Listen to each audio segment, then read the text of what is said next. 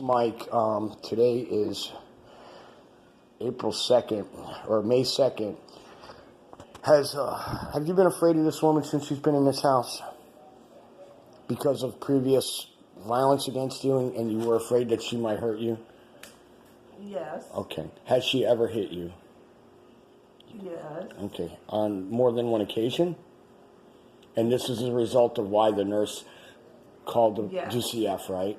She put marks in her arms. She said that she was trying to help you, but the reality is she actually, just after she got here, when she escaped from Dan's, or Dan threw her out, she drove down here. She begged you to let her in. You let her in the house, and then just a couple of days later, some argument broke out, and the crazy lady grabbed you and physically abused you. Is that correct? Yes. Okay. And so you, this whole time, the reason that she couldn't get out, even after GCF was called twice, or at least I know twice, I think more than that since she's been here, because I think Jen did it too. You've been, and because you're non-confrontational, because of your brain injury when you were beat up in a violent way when you were a police officer, you tend to shy away from violence. And so this whole time before I got here, you've actually been afraid of her. Is that correct? Yes or no? What did you just told me yes, but you make your own answer, because this is just going to be, because I have a feeling this woman is not leaving when she says, and I do not trust her over the weekend. So you just said that you've been afraid of her and she hit you, and you did not tell people she hit you. When the police came, that's why she's still in this house, because you're basically afraid of her. That's what you just told me. Is that a true statement or not? Did she? Yes. Okay. So it's okay, Darlene. It's not embarrassing. You know, you're over 60, okay? If she lays hands on you, that's an automatic 5 years. She's only 52. 5 years in prison, okay? But let's not even look at that. Let's look at the fact that you did a nice thing for her. You tried to help her because you don't have a mean bone in your body. And this woman comes in here, she slaps you around, starts trying to intimidate you. And then the whole time before I got here, now this whole month that I've been here, I've seen some stuff. I have seen some crazy things, and with a person that's bipolar, doesn't take her medication, things happen on a very fast pace. So I've been unable to record or get any of this stuff, but I have been a personal witness. This is video evidence of a statement that might be used in the event that we have problems with her, okay? I don't want to use it in case, but if she does not leave. Now, you wanted me to help get you a restraining order. We put an eviction notice on her door, of which I got photographic images of on my phone and your phone, correct? Yeah. You signed them, and the only reason you signed them, and wasn't under any duress I put on you, you begged me, and I got video of this, you want me to help you get her out of here. And the other night, you were afraid when I told you I was leaving of her because of something she said when I was outside. Right after we put the eviction notice on the door, you looked like a ghost, like you seen a ghost. And what happened that night? What happened that night? That you got afraid of her. She said something to you and you wouldn't tell me the truth. But now you're telling me what's really going on in this whole time. So, Darlene, do you want this woman out of this house? Yes. Okay. And everybody in your family wants her out? Yes. Does she have history with Dan, your brother, and Dan knows the truth about her?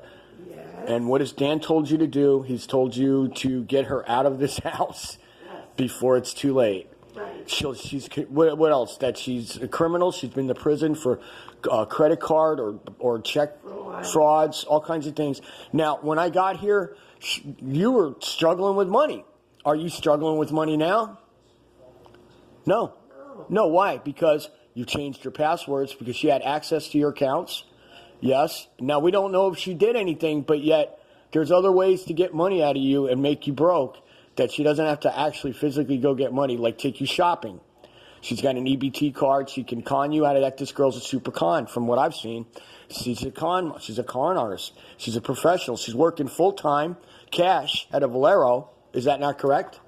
She's working full-time at a Valero right over on Bayshore Boulevard, almost full-time, at least 3 to 5 days a week. But she's making cash. Is that not correct? It is, right? Correct. Okay. And does she collect EBT food stamps every month? Yes. Does she collect a Social Security check, of which we're not really sure how much? She knows more about your finances than you know about hers. She collects a Social Security check. Is that not correct? Yes. Okay. All right. You do want her out of this house. Yes. You have been afraid of her until I got here, correct? Yes. Okay. Do you feel safer with me here? Yes. Okay. Do you trust me? Do you want me here? Do you need my help around this house? Okay. Not that I'm trying to move in and take over your life. What we want out of you, Darlene, what I want to help you get to is I want this. And I got this woman out of your finances. And did she not also take your car on so many occasions without asking? Yes. Okay. And what do you do about it? Because you're non-confrontational, you do nothing.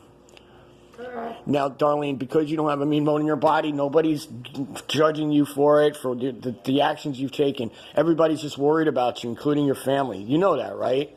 Yes. All right. Have people also asked me to be a witness to these events, like Jennifer? Didn't she ask me to be a witness? Yes. Okay. So my purpose here is not that I need to be here, but one of my purposes here is to help get this woman out of this house because she's been controlling your life and she's been manipulating you. Has she not? Yes? No? Yes. Okay. Do you have to run away, go to your room, and hide from her because she will not stop talking? Yes. Okay. All right. All right. Enough. All right. This is May 2nd, 2019. This is a video tape of the owner of the house who's been physically abused by a woman named Laura Picard. This poor woman, she has gone through so much in her life to not have to put up with this. But my name's Michael Fanning, and I'm the one taking this recording. Thank you. Bye.